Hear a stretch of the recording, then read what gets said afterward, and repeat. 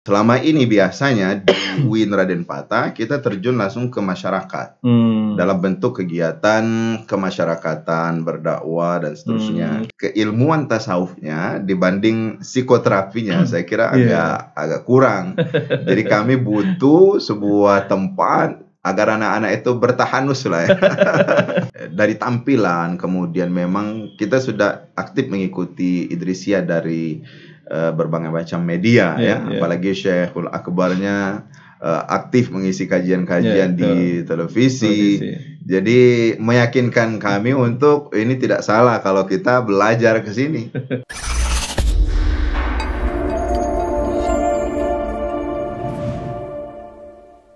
Assalamualaikum warahmatullahi wabarakatuh. Berjumpa kembali dengan IDTV, podcastnya Idrisiyah. Kali ini bersama saya Asep Denny, dan kali ini di Pondok Pesantren Idrisiyah, para pemirsa sekalian, kita sejak beberapa hari yang lalu kedatangan tamu dalam jumlah yang cukup banyak. Kira-kira 80 mahasiswa dan mahasiswi dan 4 dosen pembimbing, dan dari tempat yang cukup jauh, dari Sumatera Selatan, ribuan kilo dari Tasikmalaya. Kita akan bincang-bincang ada apa sebanyak itu datang ke pesantren Idrisiyah. Dan kita akan bincang-bincang lebih dalam, termasuk kita akan membicarakan tentang tasawuf dan Islam pada umumnya. Kali ini telah hadir di ruang podcast kita sahabat saya, Ustadz Ahmad Soleh dari UIN Raden Patah Palembang. Assalamualaikum Ustadz. Waalaikumsalam. Alhamdulillah sehat Ustadz. Alhamdulillah Ustadz Soleh ini terakhir kita ketemu kapan? Tahun lalu Ustadz. Ya, ketika ada kegiatan ini apa? Konsorsium. Konsorsium tasawuf psikoterapi. Alhamdulillah kali ini saya bisa bersilaturahim kembali. Saya sebenarnya sudah dapat ini CV beliau, CV Ustadz Soleh. Tapi biarlah Ustadz Soleh yang bercerita dulu. Siap. Perkenalkan dulu antum, lalu aktivitas kegiatan sehari-hari apa, lalu nanti kita lanjut obrolannya. Silakan Ustadz. Assalamualaikum warahmatullahi wabarakatuh. Waalaikumsalam warahmatullahi wabarakatuh. Apa kabar semuanya? Semoga sehat dan berkah selalu. Amin. Hukum fillah, Ahmad Soleh Sakni. Saya sudah tua Ustadz, kelahiran 75. Dibanding yang muda-muda saya lebih tua. Alhamdulillah saya mondoknya dulu di Pondok Pesantren Rodatul Ulum Sangka 3 dari MTS. Masih di Sumatera Selatan. MA-nya juga di situ. Kemudian S1-nya saya ke Universitas Al-Azhar Mesir, beasiswa. Terus pulang 2001, 2003 saya diangkat menjadi dosen di Fakultas Usuluddin dan Pemikiran Islam UIN Raden Patah Palembang. 2006 sampai 2009 saya lanjutin kuliah S2-nya di UIN Syarif Hidayatullah Jakarta. Ke Jakarta dulu. Ke Jakarta. Terus setelah itu saya pulang dan melanjutkan pengabdian di masyarakat. Jadi kegiatan saya Ustadz, di samping memang tugas pokoknya mengajar di Universitas UIN Raden Patah Palembang, juga tugas kemasyarakatan. Di organisasi, alhamdulillah saya kebetulan lumayan aktif. Banyak sekali saya lihat ini aktif sekali di organisasi. Kalau di tingkat provinsi saat ini saya diamanai untuk jadi anggota Dewan Pendidikan Sumatera Selatan. Itu gubernur yang mengangkat kami. Kemudian juga di organisasi alumni Al-Azhar, saya ketuanya di Sumatera Selatan. Di ADAI, Asosiasi Dai-Da'iyah Indonesia, saya perwakilan Sumatera Selatan. Di samping itu kegiatan kemasyarakatan dakwah alhamdulillah sudah lama saya geluti semenjak dulu dari santri Ustaz. Dari belajar pidato, muhadharah. Jadi dulu di pesantren kalau sudah kelas 2 MTS itu sudah mulai diajak oleh kiai kami. Alhamdulillah dari situlah mulai terus belajar berdakwah ke masyarakat melalui tadi ceramah-ceramah keagamaan, dan sampai saat ini alhamdulillah terus berlanjut. Terakhir saya yang agak jauh sih dakwanya tahun 2019 saya 10 hari berada di Freeport. Oh, ya, Papua. jadi di Papua. Biasa. Di situ kan ada masyarakat Sumatera Selatan dan mereka mengundang setiap tahun biasa Ramadan itu ada kiai-kiai dari masing-masing wilayah. Jadi saya kebetulan berkesempatan untuk berdakwah di situ 10 hari. Luar biasa. Alhamdulillah. Sehari-hari di Palembang, Ustadz biasa ngisi kajian di TVRI Sumatera Selatan di program Belajar Tauhid. Ya, setiap sore jam 15.30 masih sampai sekarang. Ya, masih. Sudah jalan 2 tahun alhamdulillah. Saya kira itu sementara saat luar biasa sekali. Lagi, alhamdulillah. Dan kali ini Ustadz Soleh ini datang ke sini dengan membawa pasukan. membawa pasukan yang cukup banyak dan dengan posisi antum sekarang sebagai Kaprodi. Iya, betul. Ya, betul ya? Kaprodi Tasawuf Psikoterapi UIN Raden Fatah Palembang. Nah, ini Ustadz, ini kan sejak berapa hari yang lalu ini pasukannya luar biasa banyak sekali. Betul.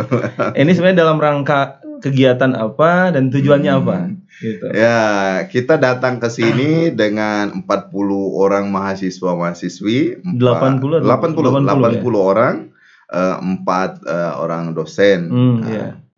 Kita datang sini dalam rangka praktek pengalaman lapangan PPL. Jadi anak-anak semester 5, 6 itu sudah punya tugas untuk mempraktekkan keilmuan teori-teori yang mereka pelajari di bangku kuliah. Jadi punya kesempatan untuk belajar langsung berjumpa dengan masyarakat. Nah, selama ini biasanya di UIN Raden Fatah kita terjun langsung ke masyarakat dalam bentuk kegiatan kemasyarakatan, berdakwah dan seterusnya. Kayak KKN gitu ya? KKN. Nah, tapi kali ini karena kami melihat sepertinya anak-anak butuh energi baru ya, apalagi yang anak-anak tasawuf psikoterapi ini Ustadz, mayoritasnya anak-anak lulusan SMK, SMA, bukan dari pondok pesantren. Jadi keilmuan tasawufnya dibanding psikoterapinya saya kira agak kurang. Jadi kami butuh sebuah tempat agar anak-anak itu bertahanus lah ya, menimba ilmu supaya basic keilmuan tasawufnya itu kokoh. Betul. Maka saya bilang kepada anak-anak, boleh jadi ini teman-teman kalian yang prodi lain, PPL-nya ada yang ke Bali, kalian tuh mau ke Bali mudah lah itu urusan. Tapi kalau ke Idrisia, kalau nggak rame-rame itu sulit saya bilang kalian. Jadi sengaja kita ajak adik-adik itu untuk datang ke sini, ya menimba ilmu dari pondok pesantren Idrisia. Betul. Nah, pertanyaan berikutnya gini, Ustaz. Kenapa harus ke sini? Kenapa harus ke Idrisia? Kan jauh sekali dari Sumatera Selatan, dari Palembang ke Tasikmalaya itu ribuan kilometer. Iya. Kenapa harus ke Idrisia? Saya bisa cerita mungkin tahun yang lalu kami pernah studi banding ke UIN Bandung. Karena di UIN Bandung itu kan ada prodi tasawuf psikoterapi. Jadi kami tukar informasi dan kami dapatkan informasi tentang pondok pesantren Idrisia yang memang takhusus ke tarikat. Lalu setelah itu kami adakan kunjungan waktu itu, kunjungan mendadak. satu mobil ke sini, semua ketua prodi hadir waktu itu dengan wakil dekan 1 untuk menjajaki kerjasama dengan pondok pesantren, khususnya Sekolah Tinggi Ilmu Tasawufnya. Berlanjut lagi nanti ada konsorsium kongres itu dilakukan di sini. Kami juga hadir.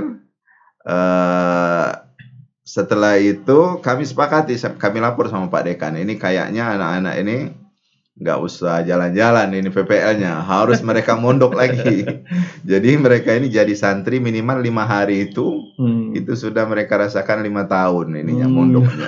Karena kami lihat memang dari sisi bobot yang dari tampilan, kemudian memang kita sudah aktif mengikuti Idrisia dari berbagai macam media apalagi Syekhul Akbarnya aktif mengisi kajian-kajian di televisi.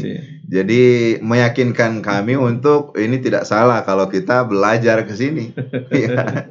Dan anak-anak alhamdulillah semangat ya. Alhamdulillah semangat luar biasa. Ya mudah-mudahan ini sisa beberapa hari lagi lah ya ini akan meninggalkan Tasikmalaya. Tentu pasti banyak pengalaman yang didapatkan oleh teman-teman mahasiswa. Selanjutnya gini Ustaz, kita ke tasawuf psikoterapinya ini. Karena yang datang ke sini kan teman-teman dari mahasiswa tasawuf psikoterapi. Betul.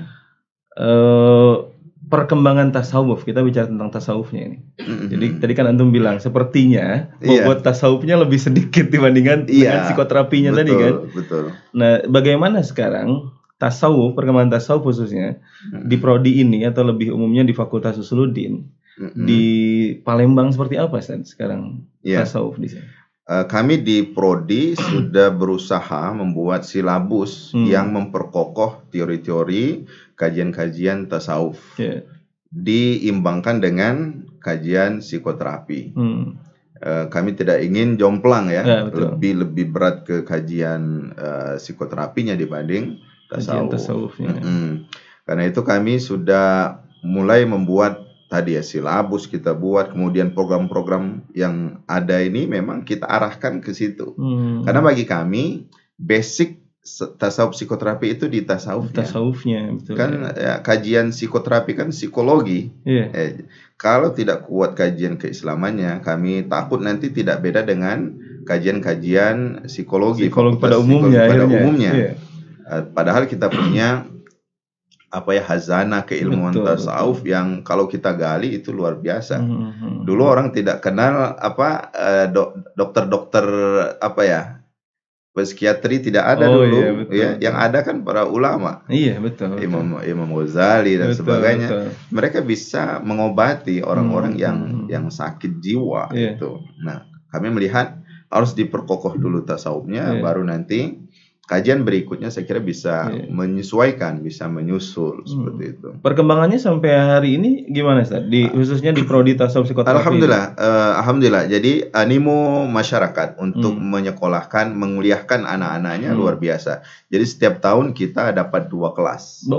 Jadi kita ini baru masuk tahun ke-4 ya. Tahun ke-4 dari didirikan. Berarti ini angkatan lulusan pertama mungkin ya di prodi tasawuf psikoterapi. Jadi lulusan kemarin itu baru ya anak-anak semester 7 kita genjot mereka sudah bisa selesai. Jadi kurang lebih ada 20 orang pas semester 7 itu sudah sarjana. Tinggal sisanya ini yang berapa puluh orang lagi ini kita harapkan semester 8 ini sudah harus kelar juga. Betul. Nah, sekarang pertanyaannya gini Ustaz, kalau ada yang bertanya, sebenarnya lulusan dari tasawuf psikoterapi ini, nah kan suka ada pertanyaan gitu ya? Iya, betul. Target lulusan dari tasawuf psikoterapi ini nantinya akan seperti apa? Atau profesinya apa sih sebenarnya Ustaz? Kalau ada pertanyaan seperti itu gimana Ustaz? Ya, kami sampaikan ke anak-anak yang pertama, nuntut ilmu itu bukan untuk kerja. Itu yang pertama, basic awal yang kami sampaikan. Yang pertama itu kan ilmu itu kan untuk menyempurnakan kemanusiaan kita, itu yang paling utama. Kalau kita sudah baik, maka saya kira pekerjaan yang lain-lain akan mengikuti. Maka itu prinsip awal kami tanamkan. Tapi kan masyarakat umum ini, itu dia. Apalagi orang tua taunya apa nih kerjaannya. Kita kerjasama dengan konsorsium itu sudah mulai membuat ini yang harus kita sampaikan ke masyarakat, kerjaan yang akan mereka lakukan. Nah, secara umum yang bisa anak-anak lakukan itu mereka bisa menjadi consulting memberikan konsultan dalam urusan tadi psikologi, mereka juga bisa menjadi kerja di rumah sakit sebagai tadi orang-orang yang bisa menenangkan pasien-pasien yang sudah begitu lama sakit. Nah, itu yang kami sampaikan ke mereka. Dan keahlian Ustaz, itu keahlian-keahliannya seperti ruqyah, mereka kita ajarkan. Itu psikoterapinya itu ya? Psikoterapinya ke situ, psikoterapi. Jadi mereka di samping keilmuan tasawufnya kuat, ada keahlian-keahlian. Oh, iya. Nah, saya lihat di Idrisia juga begitu. Ini ada ruqyahnya, Iya, ada betul. pijitnya, ada refleksinya. Betul. Nah, saya kira kalau ini dikombin antara keilmuan dengan keahlian, Iya, ini betul. prodi yang Luar biasa, prospektif memang, ya. betul. Ya, prodi ini luar biasa. Iya, betul. Jadi apa namanya? Ya, kalau kita lihat tantangan sekarang saja, sebenarnya tantangan terbesar kan bukan masalah otak gitu ya. Betul. Tantangan masalah masyarakat sekarang itu bukan otak, tapi kalau saya bilang bukan otak tapi watak gitu. Iya, betul. Jadi keberadaan tasawuf psikoterapi ini sebenarnya menjadi jurusan yang menjadi solusi harusnya ya, menjadi solusi bagi kebutuhan masyarakat. Karena memang yang dibutuhkan nanti itu bukan masalah kebutuhan pekerjaan sebenarnya. Justru orang banyak yang kalau mungkin kayak dulu Ustaz misalnya ya. Kalau dulu banyak anak-anak yang orang tua yang yang susah cari kerja, tapi anaknya makannya gampang makan. Betul. Kalau sekarang orang tua banyak uang tapi anaknya susah makan. Betul. Nah sekarang juga dari sisi akhlak ini kan sudah menjadi rahasia umum mereka. Di Jawa Barat, nggak tahu kalau di Sumatera mungkin lebih baik mungkin. Nggak jauh beda. Di Jawa Barat baru beberapa hari yang lalu saja Ustaz, di Tasik itu ditemukan misalnya ada mayat perempuan di kamar kos-kosan, berita-berita pembunuhan hampir terdengar setiap hari. Artinya ini masalah yang sangat penting. Nah, antum melihat itu dari keberadaan tasawuf khususnya dan tasawuf psikoterapi ini bagaimana Ustaz melihat kondisi hari ini lalu dikaitkan dengan tasawuf psikoterapi? Saya lihat memang kebutuhan kita terhadap prodi ini sangat penting.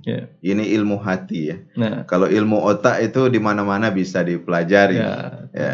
Dan memang betul krisis sekarang ini bukan krisis kecerdasan, kepintaran, tetapi krisis pemahaman kita terhadap pentingnya menata hati.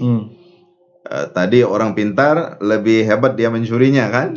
Kalau dulu kan orang nggak ngerti apa-apa ya nggak ada yang bisa dicuri. Ini semakin pintar mencuri misalnya. Nah, di mana posisi hati? Nah, maka prodi tasawuf ini hadir untuk mengisi kekosongan itu. Apalagi kita masuk ke era era 5.0 ini ya. 4.0 ya, 4.0 ini. Itu kan dibutuhkan orang-orang yang punya kecerdasan spiritual. Bukan cuma sekedar kecerdasan intelektual. Nah, kalau lebih banyak orang yang cerdas spiritual, saya kira yang lain-lain itu bisa dibicarakan. Kenapa terjadi keributan? Karena nggak bisa nahan emosi. Kenapa terjadi suuzon? Karena nggak bisa nahan ini tadi iri dengki kita. Dan yang mengendalikan emosi itu tasawuf. Ada di tasawuf. Makanya luar biasa kalau kita dengar kajian Syekh Fathur Rahman, beliau sering mengkaitkan Islam itu kan 3, ada iman, Islam, ihsan. Ini kadang-kadang kita sibuk di kajian tauhidnya dan atau di kajian fikih, tapi kajian tasawuf ini langka. Langka. Dan ini memang yang mahal itu memang yang langka sih. Dan sehingga orang menganggap tasawuf ini hanya sebagai pelengkap saja gitu. Sebagai pelengkap. Banyak yang menganggap begitu. Betul, Ustaz. Padahal itu bagian utama. Rukun kan sama. Sama. Iman, Islam, ihsan gitu. Memang ini luar biasa sekali, maka keberadaan prodi tasawuf psikoterapi ini luar biasa sebenarnya. Dan kami lihat juga tadi ya di beberapa kampus juga memang tren mahasiswanya naik terus. Betul. Itu menurut antum kira-kira apa penyebabnya? Ya saya kira pertama kita di prodi ini saya kira sangat semangat untuk promosi saya kira. Di samping tadi memang masyarakat kan sudah lelah dengan berbagai macam problema ini, maka harus ada prodi-prodi yang tadi yang bisa menjadi solusi ini tadi. Maka tasawuf bagian dari solusi itu. Di samping tadi kita punya tawaran bisa punya keahlian. Nah, itu yang sering ditunggu oleh orang-orang tua itu. Betul. Ya, Ustaz, kita kembali lagi dikaitkan lagi yang awal tadi Ustaz, kegiatan PPL. Ya, betul. Nah, ini kan sudah beberapa hari nih. Saya pengen nanya, gimana respon teman-teman mahasiswa? Subhanallah. Ini anak-anak nggak mau pulang nih. Bisa nambah nggak Ustaz? Waduh, saya bilang ini saya lapor ke Pak Dekan gimana ini? Subhanallah Ustaz. Gimana respon beliau gimana? Anak-anak betul-betul menikmati ya. Memang serius tapi relax. Ya, jadi gimana itu mengkombinkan serius tapi relax gitu. Dan itu didapatkan di sini. Teman-teman dari sekolah tingginya juga aktif ya. Dan terakhir tadi kita ke Galunggung. Galunggung ini ya. Galunggung. Jadi dari sisi motivasi mereka untuk terus belajar ilmu hati ini, saya lihat itu mulai nampak di adik-adik kita ini. Bahkan ada yang sudah mulai pakai niqab ini. Ini saya bilang ini gimana nih nanti pulang semuanya pakai niqab. Artinya sangat berkesan dan tidak sekedar berkesan dan memang bermanfaat. Dari sisi fasilitas ini kita bersyukur dan berterima kasih kepada Idrisia. Semuanya apa yang dibutuhkan dikasih di sini. Maka senang nih, ada senang sekali. Alhamdulillah ya, kita juga mengucapkan terima kasih juga karena teman-teman dari Palembang sudah berkenan bersilaturahim ya, bahkan tinggal berhari-hari di sini. Betul. Lalu itu dari sisi mahasiswa, Ustaz. Iya. Sekarang saya tanya dari sisi antum, Ustaz. Iya. Antum kesini kan berarti ini kali ketiga, Ustaz ya? Kali ketiga. Awal waktu itu dengan teman-teman dari UIN Bandung. Betul. Yang kedua konsorsium. Dan ini yang paling lama ini. Ini yang paling lama. Ini apa ya dari sisi antum? Baik antum sebagai kaprodi tasawuf psikoterapi ataukah antum sebagai posisi seorang dai gitu ya. Bagaimana antum melihat Idrisia sebagai sebuah pergerakan dan thariqah? Kalau saya lihatnya ya kehadiran Idrisia ini memang saat ini dibutuhkan sekali oleh umat. Dan kita kepengen semua simpul-simpul kekuatan hati itu bergabung di seluruh penjuru ya, di Jawa Barat, di Sumatera Selatan, di Jawa Timur, Jawa Tengah, Indonesia, semua yang punya konsen kepada kajian-kajian kesufian, ketasawufan ini saya kira memang harus terus kita support. Kita saling bersinergi. Ini kan sinergi yang luar biasa ini. Betul. Kita punya banyak dapat informasi, pengalaman. Ini apa istilahnya? Religion experience ya. Teman-teman rasakan itu gimana? Saya bilang kalian merasakan. Aduh, ada yang nangis, ada yang macam-macam. Adik-adik itu. Jadi kalau saya melihatnya ini ke depan saya lihat ini sangat visioner ya Idrisia ini, kita berharap terus mengembangkan dan berbagi kepada umat ya. Alhamdulillah. Insyaallah. Lalu terakhir bagaimana antum melihat kalau tadi dari sisi lembaganya Idrisia? Lalu sekarang pertanyaan saya, bagaimana antum melihat seorang Syekh Muhammad Fathur Rahman sebagai seorang mursyid? Bagaimana antum melihat beliau? Saya itu kenapa senang datang ke sini, Ustaz? Saya itu kita kan sebagai seorang dai ya, disebut oleh masyarakat dai. Kadang-kadang kita kehabisan energi. Ada masa capek, kemudian apalah sebagai manusia lemah manusiawi ya. Tapi saya lihat Syekh kita ini energi yang nggak habis-habis. Maka saya nyari apa nih rahasia energi Syekh ini nggak pernah habis. Kalau dari semangat ngasih motivasi ke anak-anak, ke umat itu energinya terus kayaknya nggak putus-putus ini. Nah, saya sebagai seorang yang saat ini biasa ngasih taklim, ngasih pencerahan ke umat, kadang-kadang kita itu merasa kehabisan itu. Maka terus terang saya datang sini salah satu untuk ngecas itu, ngecas api di recharging lagi ini. Iya, semangat ketemu sama orang-orang hebat, orang-orang baik. Ini kan kita juga terikutkan lah, kata Nabi itu kan jadi orang baik juga lah kalau kita ikut dengan orang baik. Jadi kita bersyukur Syekh Fathur Rahman terus ya memberikan pencerahan kepada umat, dan kita berharap ya apa yang disampaikan itu real ya, dari keilmuan, dari sisi kemasyarakatan. Saya kira sangat jelas sekali. Saya kira rugi lah kalau teman-teman yang tahu nggak ngikutin kajian-kajian beliau. Saya lihat dari sisi kajian keilmuan, luar biasa matangnya. Keilmuan teoritisnya, apalagi kajian hati. Maka saya kan kemarin sebelum umroh itu saya kesini dulu kan waktu kongres itu. Konsorsium itu. Saya bilang nanti ada beberapa poin nanti saya bawa lah ini ke Mekah, saya bilang bimbing jamaah.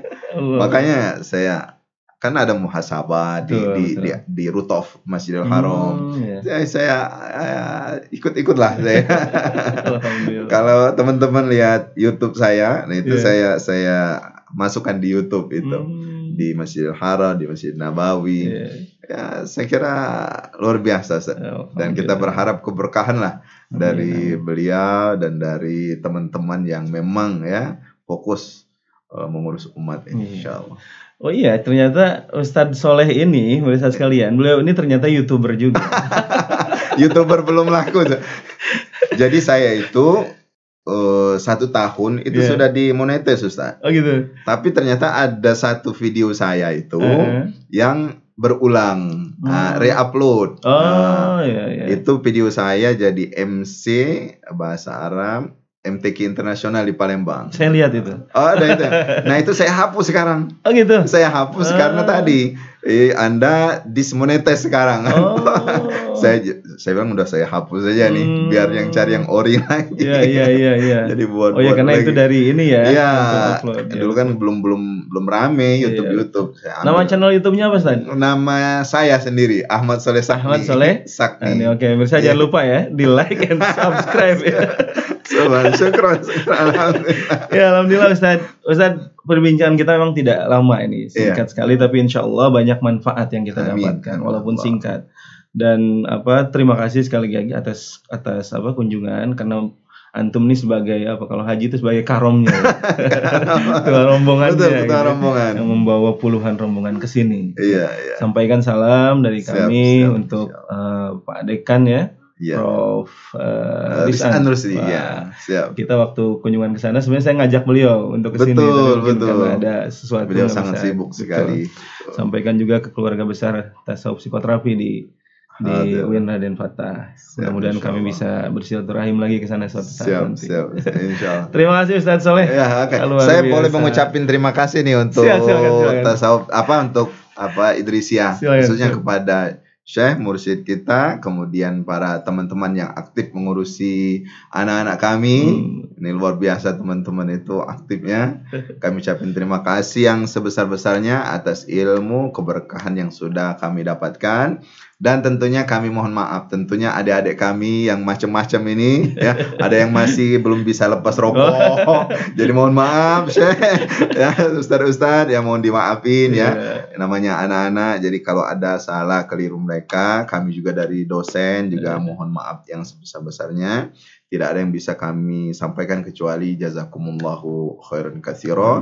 Semoga Allah SWT memberikan balasan yang setimpal. Amin ya Allah. Amin. Dan kami senang kita dipertemukan karena Allah di dunia ini, dan semoga kelak Allah pertemukan kita di dalam surganya. Amin Allah. Ya, baik, terima kasih Ustaz Soleh ya. Alhamdulillah mirsa EDTV dimanapun Anda berada.